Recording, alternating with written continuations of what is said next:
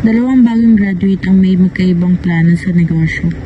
Si Mandera ay may bagong dessert concept at nais itong subukan sa loob ng 2 linggo. Samantalang si James naman ay bumili ng isang milk tea franchise at mahigpit na sinusunod niya ang manual ng kumpanya. May naisip akong bagong dessert concept na wala pa siya sa market. Pero hindi ko muna siya bubuksan araw-araw. Gusto ko kasi malaman yung feedback ng mga customer bago ako mag-invest ng mas malaki. Hindi ba malaking risk yan? Paano pag hindi na gusto ng tao? Siguro nga masyado siyang risky. Pero kung susubukan muna natin yung idea niya or idea ng mas ikagaganda ng magiging business niya, mas okay rin siguro yung possible na kalabasan. Hindi ba?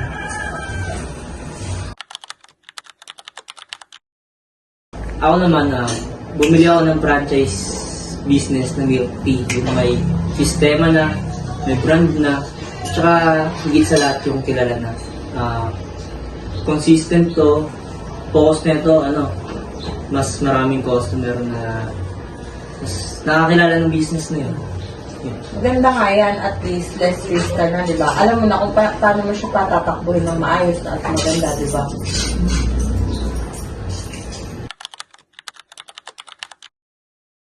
Interesting yung dessert mo kakaiba yung concept. Hindi pa perfect pero may potential. Okay siya. Pwedeng i-improve yung lasa niya. Babalik ako dito next weekend.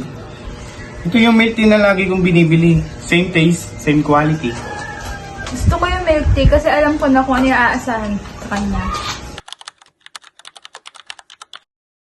Siguraduhin mo sinusunod mo yung recipe, pricing at service standards mo kasi mahalaga sa franchise business yung consistency. Opo, sinusunod ko po yung manual para ma-maintain yung quality ng brand. Nakikita ko yung creativity and innovation, pero mataas ang risk. Kay James naman, subok and stable ang kanyang business model. Magkaiba sila ng approach pero parehas may opportunity. Si Mandera ay isang entrepreneur na lumilikha ng bagong idea. Si James naman ay isang businessman na nagbibigay ng bagong sistema. Hindi, mas magaling yung isa dahil magkaiba sila ng papel sa negosyo. Sa ngayon, tinatanggap ko yung mga feedback para mas mapabuti yung dessert ko. Ako naman, focus sa operation tapos para mapalago na yung franchise business. Ang entrepreneur at businessman ay parehong mahalaga sa mundo ng negosyo. Magkaiba man ang diskarte, pareho silang may ambag sa ekonomiya.